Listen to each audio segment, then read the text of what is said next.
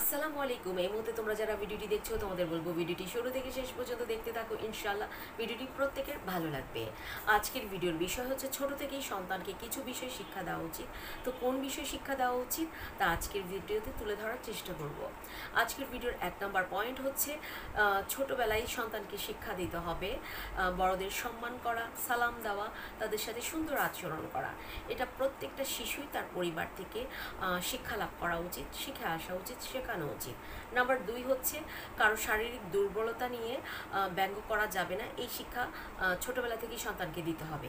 কারণ শিশু যখন বিদ্যালয়ে যায় এবং যখন সে বড় হয়ে যায়, সে যখন কর্মক্ষেত্রে যায়, যে কোনো ক্ষেত্রে সে শিক্ষা প্রতিষ্ঠান থেকে কর্মক্ষেত্রে যে কোনো ক্ষেত্রে হোক, দেখা যেতে পারে কারো চোখে প্রবলেম, কারো হাতে প্রবলেম, কারো পায়ে প্রবলেম, শারীরিক নানা প্রবলেম থাকতে পারে।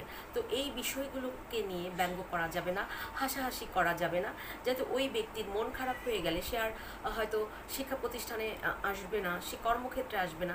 তো এই কাজগুলো থেকে সন্তানদেরকে বিরত রাখতে হবে। নাম্বার 3 হচ্ছে দুজন ব্যক্তি যখন কথা বলবে মাঝখানে কথা বলা যাবে না।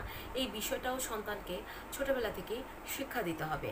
নাম্বার 4, উপকারীর ব্যক্তির প্রতি মানে কৃতজ্ঞতা প্রকাশ করা সন্তানদের শেখাতে হবে। আমাদের সমাজে চলার পথে আমরা এরকম দেখে থাকি, কারণ যে ব্যক্তিটা আমাদের উপকার করে আমরা অনেক সময় তার প্রতি কৃতজ্ঞতা প্রকাশ করতে চাই না, তাকে ধন্যবাদ দিতে চাই না। তো সন্তানকে ছোটোবেলা থেকে শিক্ষা দিতে হবে যে কেউ যখন আমাদের উপকার করে তাকে ধন্যবাদ দিতে হবে, তার প্রতি কৃতজ্ঞতা প্রকাশ করতে হবে। নাম্বার 5, ভুল করলে ক্ষমা চাইতে হবে। এটা সন্তানদের শেখাতে হবে। কিন্তু আমাদের সমাজে যদি লক্ষ্য করি আমরা দেখব যে কেউ ভুল করলে সরি বলতে চায় না। তো সন্তানকে শেখাতে হবে ভুল করলে সরি বলতে হবে। নাম্বার 6, কারো কাছে যখন আমরা যাওয়ার আগে দরজায় নক করে তারপর যেতে হবে।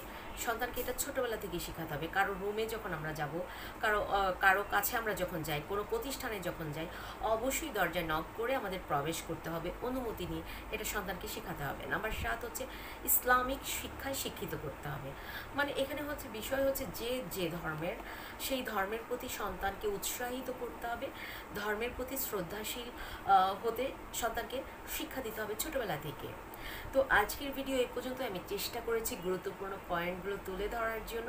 আমি জেসমিন রতা তোমাদের পাশে ছিলাম, আছি, সবসময় থাকবো। আল্লাহ হাফেজ, আসসালামু আলাইকুম।